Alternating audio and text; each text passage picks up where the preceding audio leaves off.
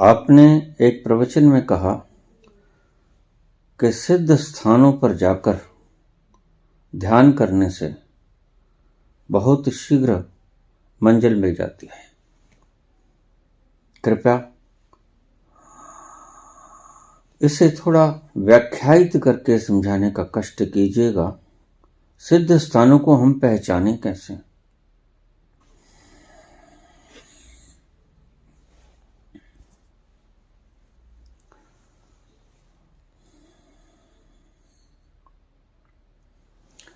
भगवान कृष्ण ने गीता में ज्ञानी के कुछ लक्षण बताए हैं। 20 लक्षण ज्ञानी के बताए हैं, लेकिन मैं आपको सिर्फ 2 लक्षण बताता हूं। इतने लक्षणों से आप पहचान न पाओगे। ज्ञानी के लक्षण पहले समझ लीजिए। वही सिद्ध स्थान को परखने के लक्षण है।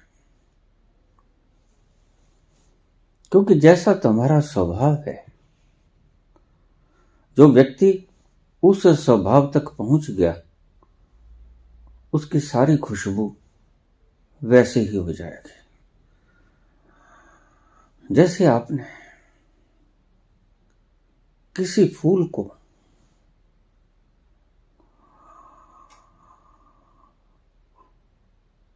छुआ, उसके पास बैठे, किसी गंधी के पास बैठे, इत्र बेचने वाले के पास, तो खुशबू आपको पकड़ लेती है।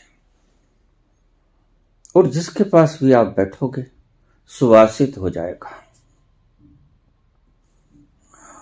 तो भगवान कृष्ण ने 20 लक्षण बोले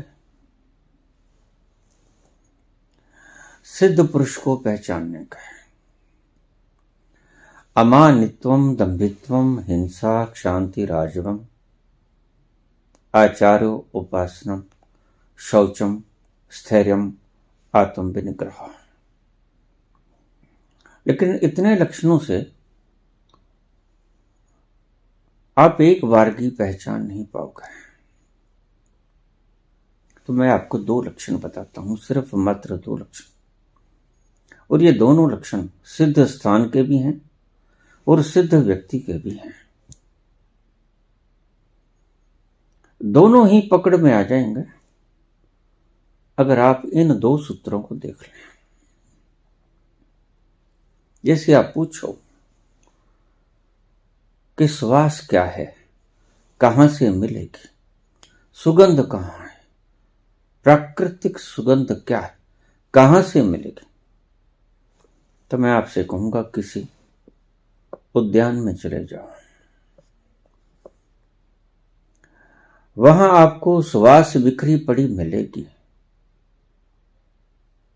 लेकिन फिर करीब जाओ और करीब जाओ और करीब जाओ। एक एक फूल के साथ नासिका पुटों को भिड़ाकर देखो, श्वास का पता चल जाएगा।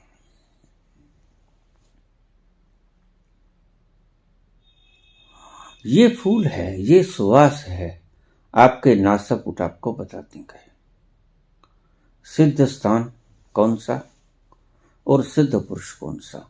सिर्फ 2 लक्षणों से मैं आपको बता देता हूं, क्योंकि यही 2 लक्षण जब आप भीतर जाते हो तो आप में आते हैं, उस परम तत्व में, उस रहस्य में। ये 2 गुण मौजूद हैं।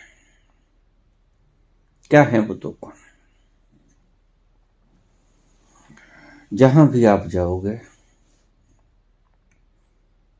वहां आपको समय का पता नहीं लगेगा। टाइमलेसनेस।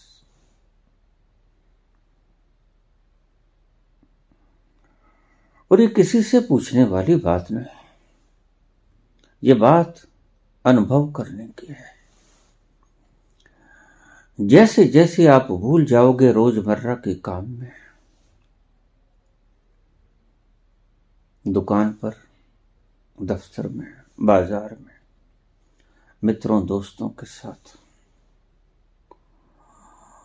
सुख में, शोक में, दुख में,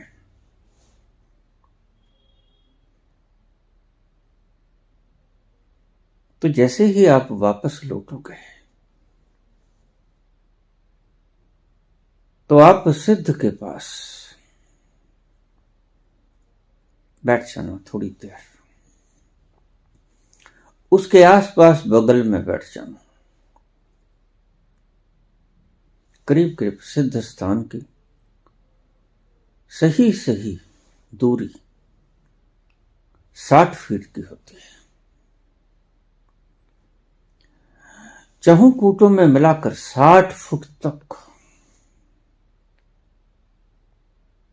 काम करता है उसका ओरा। जिसने वो आंतरिक तह खोज ली, वहां पहुंच गया, स्थिति प्रज्ञ हो गया, वहां ठहर गया। पहला लक्षण, समय मिट जाएगा, टाइम लेसनेस। उसके करीब बैठो, बैठते ही आप पाओगे धीरे धीरे धीरे धीरे आपका मन ठहरना शुरू हो गया। धीरे धीरे ये आप पे निर्भर करता है कितनी देर में ठहरेगा आपका मन, कितना दौड़ रहा था।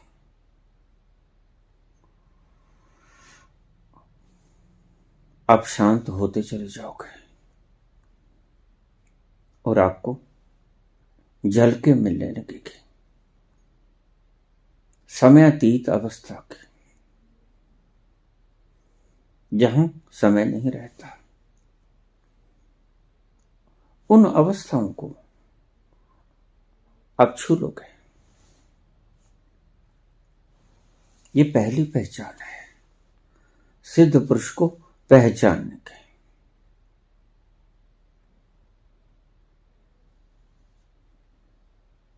20 लक्षण बताए भगवान कृष्ण ने, वो भी बड़े काम के हैं, लेकिन मैं थीम आपको बता देता हूं। उसके पास बैठ जाना। आचार्यो उपासनम, ये शब्द पहला। स्थैर्यम, ठहर जाओगे।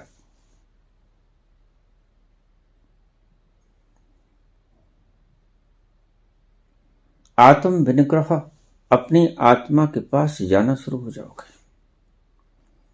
अपनी आत्मा के करीब आना शुरू हो जाओगे। आनंद आएगा, सुरूर आएगा, हल्की हल्की मस्ती आएगी। ऐसा लगेगा जैसे अभी तो बैठा था, 1 घंटा बीत जाएगा, 2 घंटे बीत जाएंगे। यही तो होता है समाधि में। रामकृष्ण समाधि में गिर पड़ते हैं। आप कहते हो बेसुध होके गिर गए, नहीं, वो परम जागृत हो गए। बाहर से आपको बेसुध लगेंगे, लेकिन भीतर तो उनके पूरा जाग गया उनका अस्तित्व।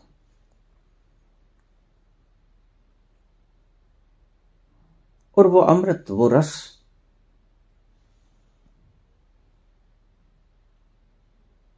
पी रहे हैं और आनंद मग्न हो गए। यह हल्का हल्का सुरूर प्रगाढ़ सुरूर में बदल गया। गिर पड़े, कोई टाइम नहीं, समय खो गया। 7 दिन पड़े रहे, 15 दिन पड़े रहे। समयातीत अवस्था पहला लक्षण है। संत के पास जब आप बैठोगे तो आपको समय खोता सा मालूम पड़ेगा, जैसे ठहर गया हो। और जहां आपका मन तेज चलने लगे, दौड़ने लगे, समझ लेना कि आप किसी अज्ञानी के पास आ गए।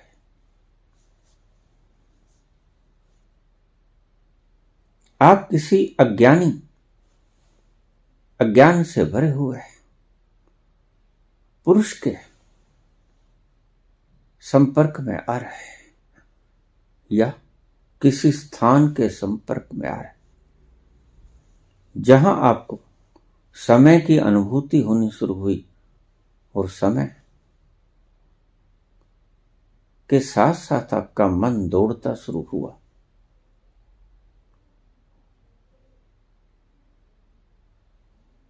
वहां कुछ नहीं है, वहां से भाग जाना।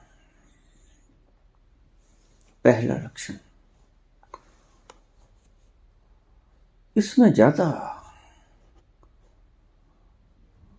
कुछ तर्क वितर्क करने की आवश्यकता नहीं पड़ेगी आपको। संत के पास उसके आभा मंडल में जैसे ही प्रवेश करोगे, एक अभूतपूर्व शांति बिखरती हुई आपको नजर आएगी, जैसे आपके ऊपर बरस रही हो। यह पहली पहचान है।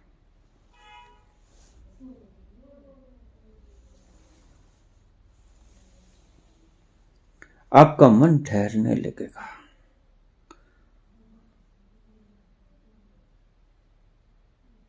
वक्त का पता नहीं चलेगा। जैसे ही आप होश में आओगे, पाओगे, अरे 2 घंटे, 1 घंटा बीत गया, ये 4-6 घंटे बीत गए, पता ही नहीं चला। ये पहली पहचान है। सिद्ध स्थान की ही नहीं, सिद्ध व्यक्ति की पहचान साथ बता रहा हूं।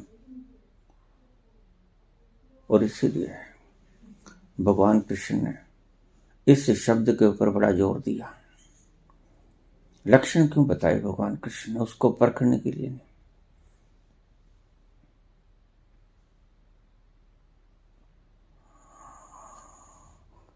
उसके संपर्क के आसपास रहने के लिए है। खुशबू की पहचान क्यों बताई माली ने? उसका स्पर्श छूने के लिए।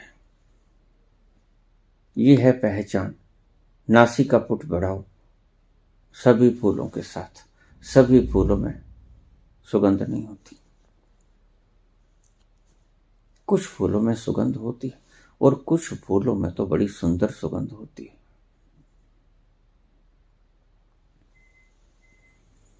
भगवान कृष्ण अगर लक्षण बता रहे हैं तो वो परखने का लक्षण नहीं बता रहे, वह उनके सानिध्य करने का लक्षण बता रहे हैं कि ऐसे व्यक्ति के आसपास बैठ जाना जिसकी तरंगों में आप ये गुण पाओ। आचार्य उपासना, आचार्य के समीप बैठ जाना।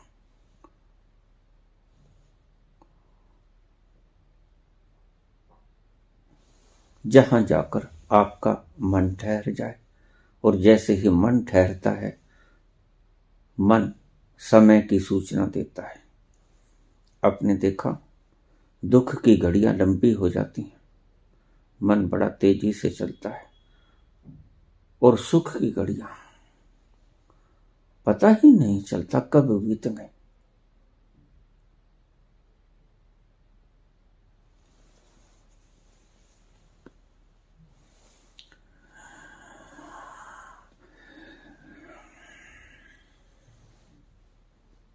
गल मुक्की ना सजन नाल मेरी, गल मुक्की ना सजन नाल मेरी, रब्बा वे तेरी रात मुक गई। गल मुक्की ना सजन नाल मेरी, रब्बा वे तेरी रात मुक गई। सारी रात बैठे रहते हो प्रेमिका प्रेमी के साथ, और रात खत्म हो जाती है, वक्त का पता नहीं चलता। रब्बा वे तेरी रात मुक गई। वक्त बीत जाता है, जैसे अभी अभी बैठे थे, अभी अभी आए थे, अभी अभी जाने की वेला, अभी अभी रुखसत की वेला आ गई, अभी तो आए थे। जहां ऐसा लगे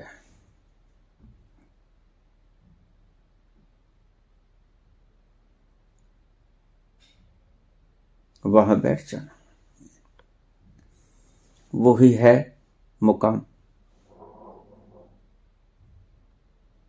वही है तीर्थ, वही है हज, वही मक्का मदीना, वही है दरबार,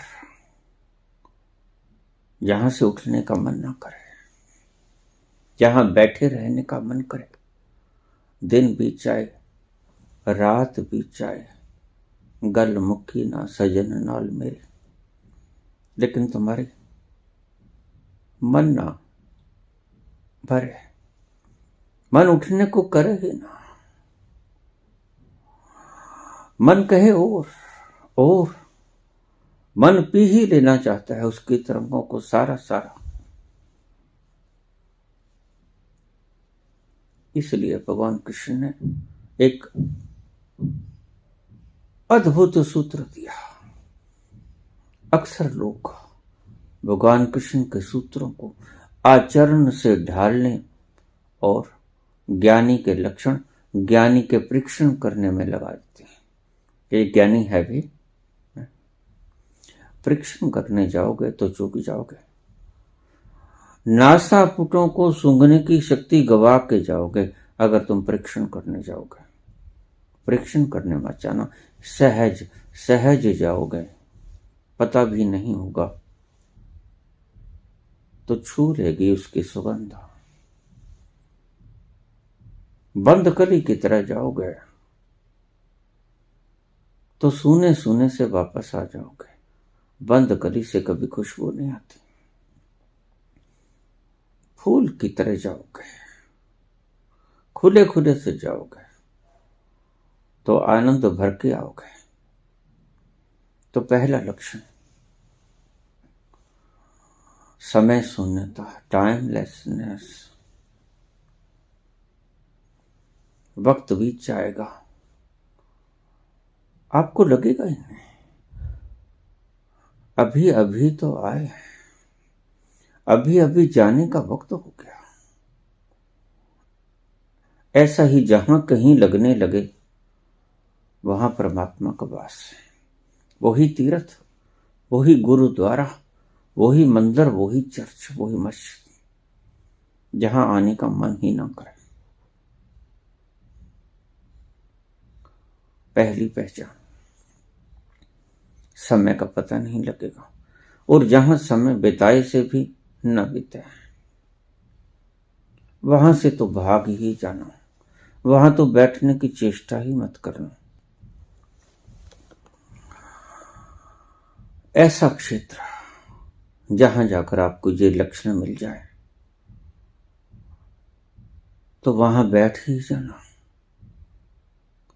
मत देखना जहां क्या है। अचानक किसी स्थान पर आपका मन रुक जाएगा, अक्सर आपको पता भी नहीं होगा क्या हुआ, लेकिन आपको पता नहीं कि उस स्थान के बीच, आसपास, नीचे कहीं कोई अमृत लोक में गया हुआ व्यक्ति दफन है।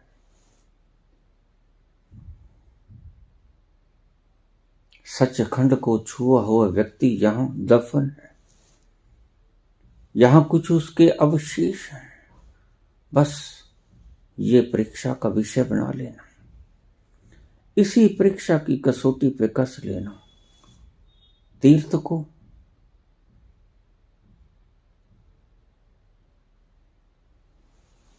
वही तीर्थ है जहां आपका मन ठहर जाए। भीतर के तीर्थ में जाकर भी यही कुछ होता है। तीर्थनामा जे तुद पावे, तीर्थ नावा जे तिस पावे बिन पाने की नाई करें। अगर उसकी इच्छा नहीं होती तो नदियों, तालाबों, नहरों, समुद्रों में तुम नहाते फिरोगे। एक गंगा में डुबकी लगा लो, यमुना, कावेरी, ब्रह्मपुत्र, सरस्वती, इनमें डुबकी लगा लो, कुछ नहीं होगा। शरीर की मैल भी उतर जाए तो काफी है, अपने अंतस तक नहीं पहुंचोगे। यह पहला परीक्षण है, जहां जाकर तुम्हारा मन ठहर जाए, तुम्हारा मन हिलाए से भी ना हिले और तुम्हें वक्त का कोई पता ना चले, वहीं बैठे रहने का मन करे, तो समझो तीर्थ मिल गया, तीर्थ पहुंच गए। किसी और तीर्थ को ढूंढने की चेष्टा मत करना, मिल गया मुकाम। ये पहचानने का पहला सूत्र है। चाहे ज्ञानी को पहचानो,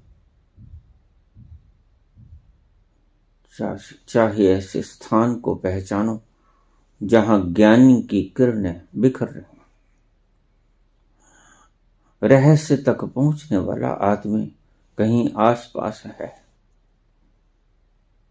जीवित है या मृत है, इससे कोई विशेष फर्क नहीं पड़ता।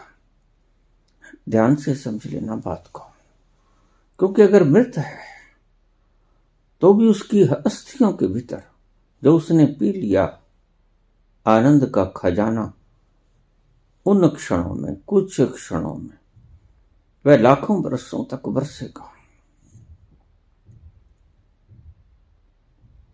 वो लगातार निष्कासित होगा, इतना पी लेता है वो जाम। समुद्र कभी खत्म होते हैं, समुद्र कभी सूखते हैं, समुद्र कभी नहीं सूखते।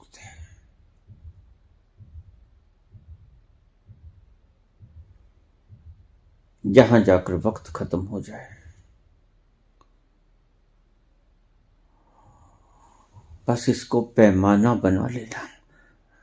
It's a measurement.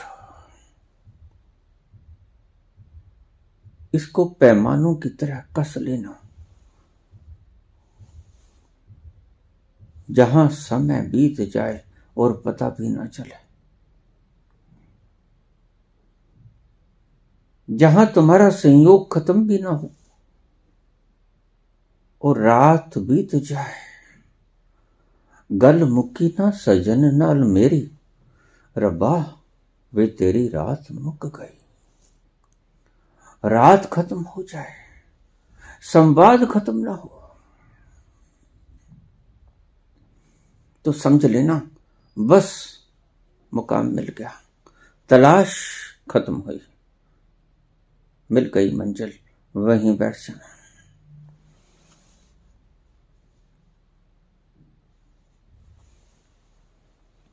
पहला सूत्र है, बाबा सिद्ध स्थान के लक्षण बताए। जहां भी कहीं आपसे ये घटना घट जाए, बस वो सिद्ध स्थान है। वहां कोई मड़ी मसान बना हो न बना हो, वहां कोई मंदिर गुरुद्वारा हो न हो, बस वो स्थान मंदिर गुरुद्वारा है, चर्च, मस्जिद वही है। इसको एक माप तोल के हिसाब से ले लेना।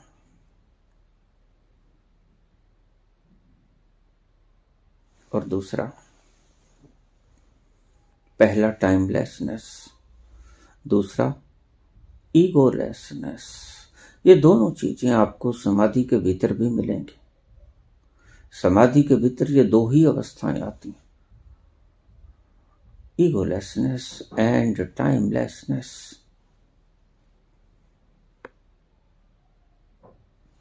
आपको अपने होने का एहसास खत्म हो जाए, आप ढूंढे से भी न मिलो, आप लगातार विलीन होते लगो। ऐसा लगे जैसे मैं कपूर की तरह उड़ रहा हूं, मैं विलीन हो रहा हूं, मैं वाष्पीभूत हो रहा हूं, मैं गल रहा हूं, मैं खुर रहा हूं, ऐसा लगे। ईगोलेसनेस, देहा अभिमान समाप्त हो जाए। संत के पास भी बैठोगे तो आपका देह अभिमान समाप्त हो जाएगा, और जिसका देह अभिमान समाप्त हुआ उसका समय का भान भी मिटा। ये दोनों को रिलेटेड बातें हैं, एक दूसरे से संबंधित। जहां समय की पकड़ छूटी वहां देह की पकड़ भी छूटी, क्योंकि समय और देह बराबर बराबर चलते हैं। देह समय के साथ बदलती है, देह बच्चा होती है, देह जवान होती है, देह वृद्ध होती है, देह जर्जर होती है और देह को ही मृत्यु आती है। समय का परिमाण समय के परिमाण में चलती है। देह देह और समय एक ही बात है। जहां समय शून्यता है वहां देहा अभिमान भी नहीं है, और जहां देहा अभिमान नहीं, बस वही मस्ती है, वही आनंद है। तुम्हें अपने देह का अभिमान ना होगा, यानी कि देह का पता ना चलेगा।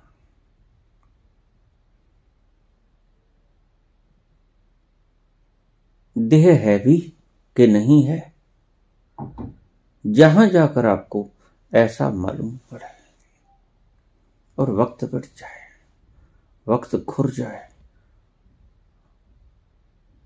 वक्त का पता ही ना चले कब बीत गया इतना वक्त, वहीं बैठ जाना। और जहां वक्त बिताए से भी ना बीते वहां से भाग जाना, उठ खड़े होना, इसी को सत्संग कहते हैं। जिसके संग से आपको सत्य का दर्शन हो गया वह है सत्संग। और अगर गुरु के संग से आपका मन ठहरता नहीं,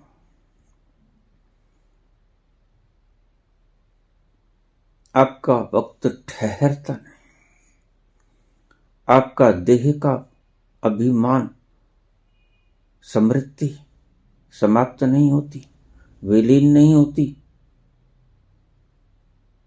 वह ज्ञानी नहीं है। अमानित्व, देहाभिमान न हो। अमानित्वम दंभित्वम हिंसा,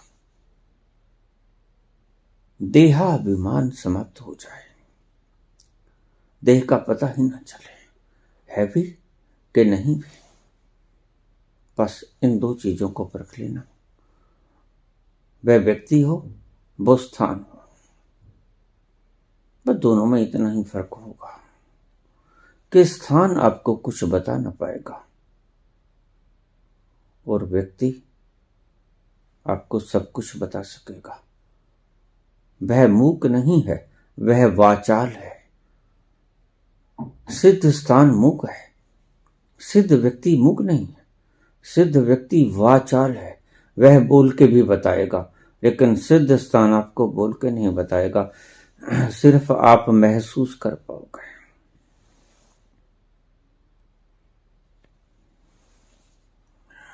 मैंने 20 लक्षणों में से 2 लक्षण चुन के आपको बताए जो कि महत्व हैं। बस इन 2 लक्षणों से ही आप पहचान जाओगे। जहां उठने का मन ना करे, वक्त बीत जाए और आपको लगे अरे ये तो अभी आए थे, ये वक्त कैसे बीता। और जहां आपको पता ना चले वक्त कैसे बीता, याद रखना उन घड़ियों में आप अपनी देह को भूल गए होगे, तभी वक्त का पता नहीं चला। अगर देहाभिमान रहता तो वक्त का पता चलता। ये दोनों चीजें परस्पर संबंधित हैं।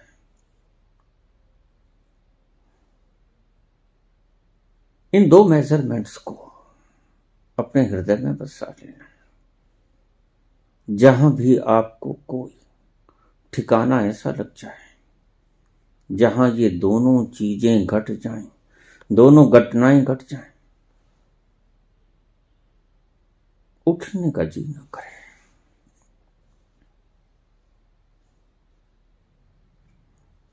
देह के होने का कुछ भी आभास न हो, बस समझना तीर्थ मिल गया और ईश्वर की कृपा हो गई। तीर्थ नामा जे तिस पावे। गंगा में स्नान करने का कोई फायदा नहीं। गंगा का पानी घर लाके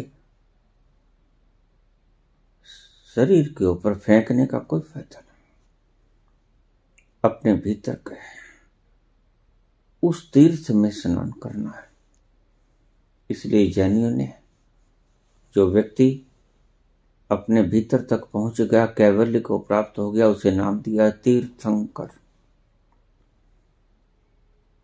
ऐसे ढूंढ पाओगे आप तीर्थ को, ऐसे ढूंढ पाओगे आप तीर्थ को।